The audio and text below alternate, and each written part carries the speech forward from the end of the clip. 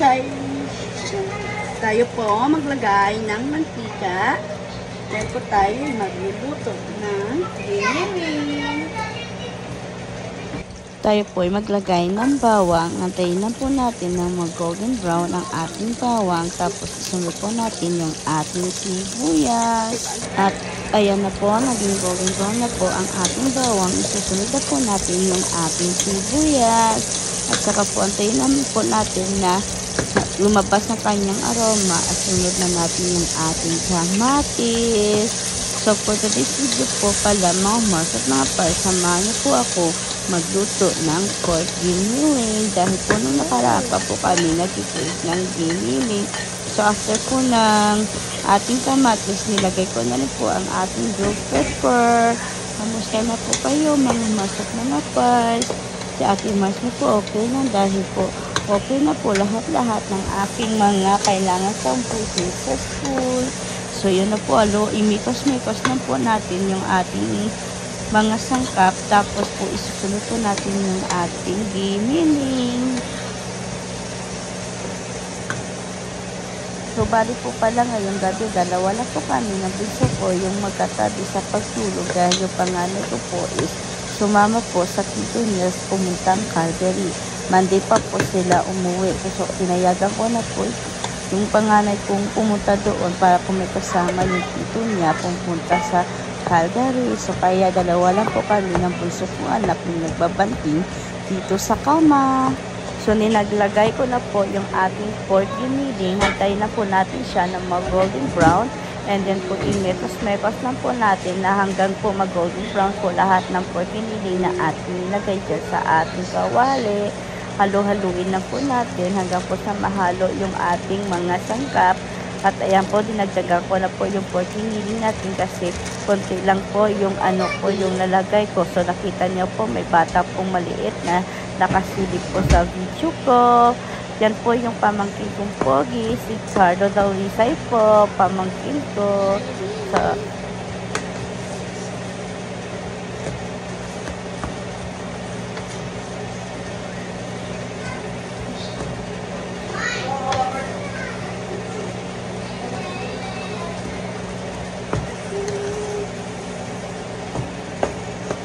mikos-mikos lang po natin ang ating giniling hanggang po sa mag-golden brown na po yung pork. Yan po. Kaya na po natin mag-golden brown. Saka po natin siya lagyan ng kunting tubig mamaya. Ayan muna natin magusto ang ating pork.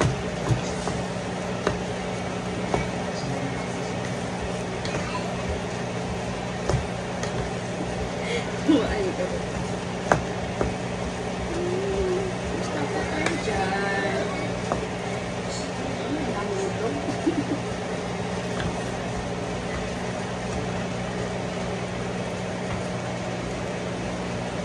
Lagyan po siya na konting tuyo. Hindi po tuyo ng utak ha. Tuyo po para sa pagkain. Haluin lang po natin. Kasi nung ilang araw na po akong nag-plate ng giniling, ng pork giniling. So ayan, may time po tayo dahil day off si Ate Mars. At saka yung ating school po is natapos ko na po ang mga dapat kong abudin, dapat ko tapusin. So antay na po ako sa linggo. Sa next ko na naman pong subject na kailangan tapusin ulit. Kaya po, medyo may time po tayo ngayon. Mag-video. Ayaw na. Okay po, see you later. Maglagay po tayo ng kalahating naging sarap yung natira ko po kanina. Kanina ba yung kahapon? Tapos lagay po tayo ng pork nuggets sa ating giniling. Pasensya na po kayo sa background ni Ate Mars nyo kasi yung mga bata ang gugulo, ang kukulit, ang hingingay po. My Sky! Don't... Sky? What are you doing? So, mikos-mikos na po natin ng mga Mars at mga Pars.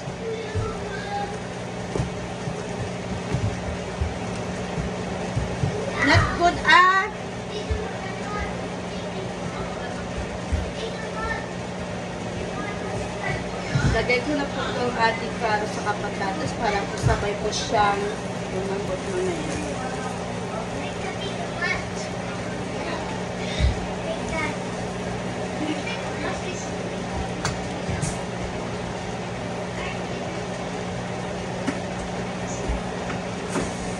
Kita niyo po ba yun?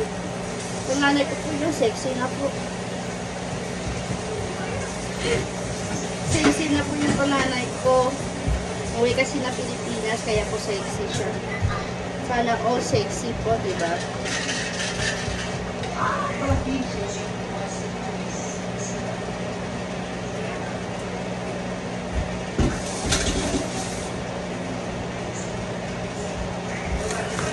So, haluin po natin. Manunod sa mga pas. At ang ating pong kaldero is maliit lang. Pasensya na po kayo. Wala po kami medyo malaking kaldero. Kaya ganyan po. Ang ating binili. Dahan-dahan lang po yan. Diba? Maapaw. Apaw dito po talaga yung ginawa ko. Wala naman, no? Wala naman, no?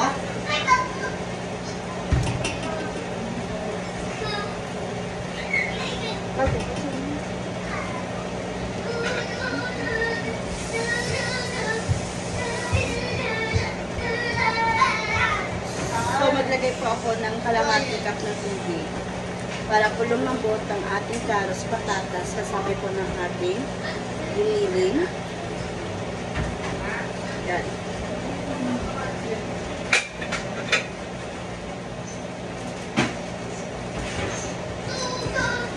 Maglagay rin po ako ng black pepper.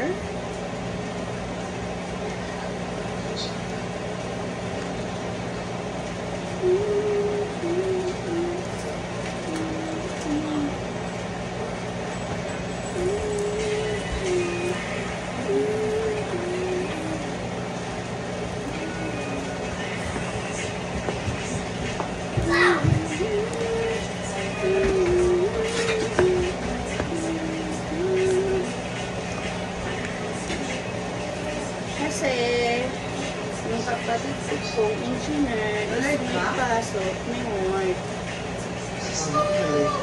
Kaya kailangan makapagdito tayo ng maaga para makapagdito siya bago wala ng trabaho. Takpan muna, see you later. So check na po natin sa mga bar. Sinuluto natin. So ayan na po.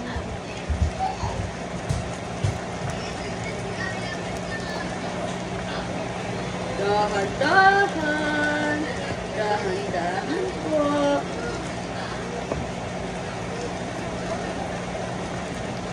So, yan po.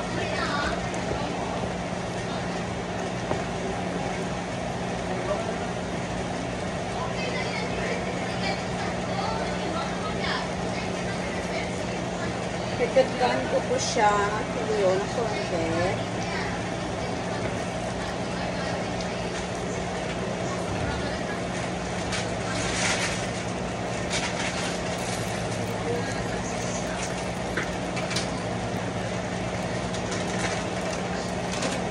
Tapos, maglalagay po ako ng raisins. Ito.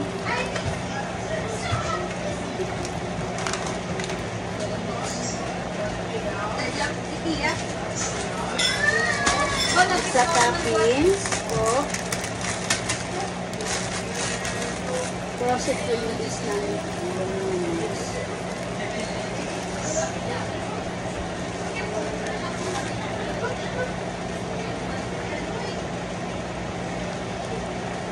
Wala ka po mali ang ginawa.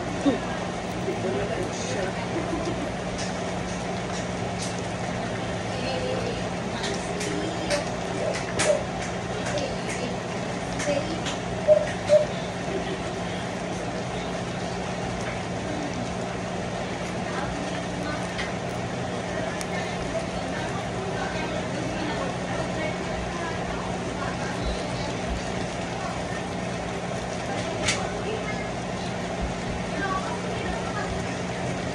Nandahan na po mga Mars dahil po ang aking puso umaapaw po. Mapolitik po kasi tayo pag nagdito. Gusto mo. Hindi ko po.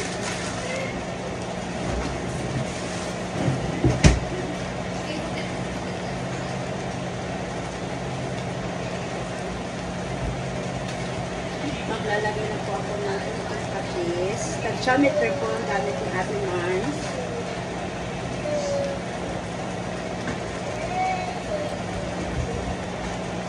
Ewan ko po kung kakasya pa mamaya pag nilagay ko na po yung tomato sauce natin.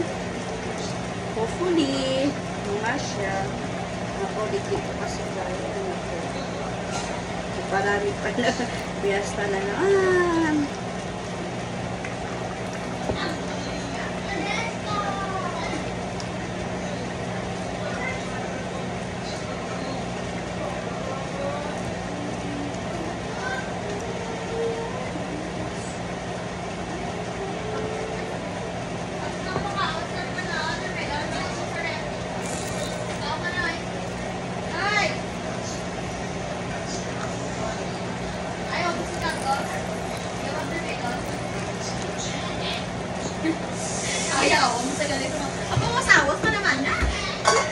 Okay lang na. So, ayan po ang ending. Nilipat ko po siya kasi maliit yung kalderong ginamit ko po kanina. So, ayan po. Lumuwag-luwag na po. Sira ulo kasi eh. Ayan. Diba?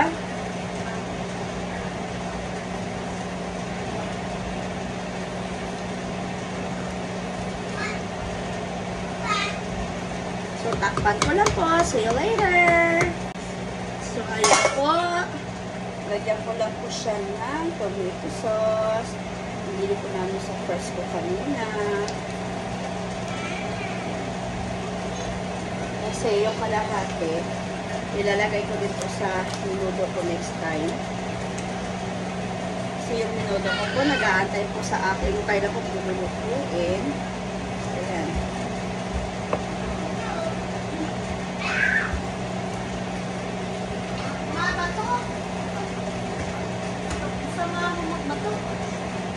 Wala, nalagpong din ang sabaw.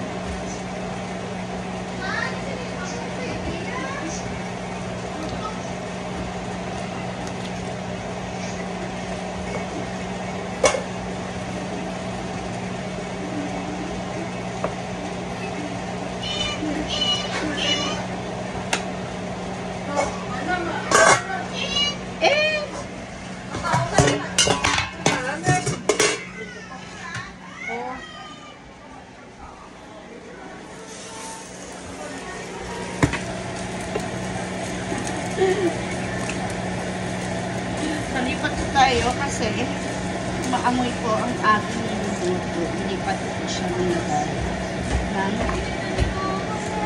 burner. Wala po kami eggs, so ito lang po ang ating hiniling.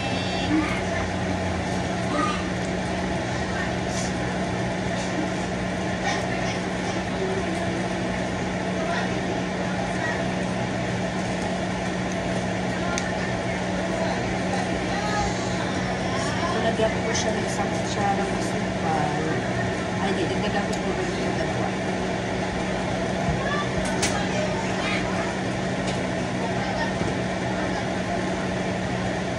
Tapos, konting asin po. Ayan na. Tayo na natin po na kumulot po. Saka po tayo, pwede na kumain. Malambutin na natin para sa kapatatas.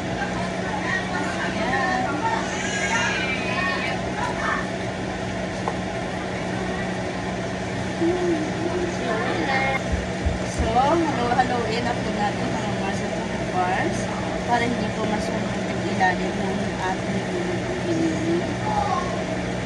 Balik kasi po ang sunog.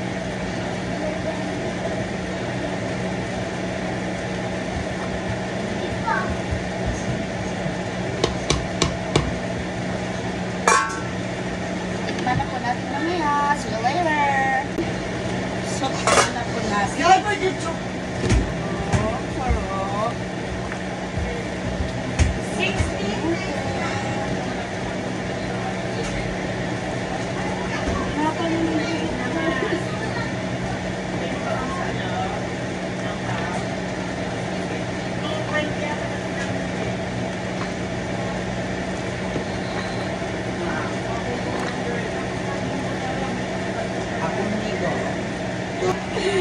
na po mga farms. Ito na po ang ating pork meal. So yun, malambot na po ang ating carrots and patatas. So kainan na po, kain po tayo.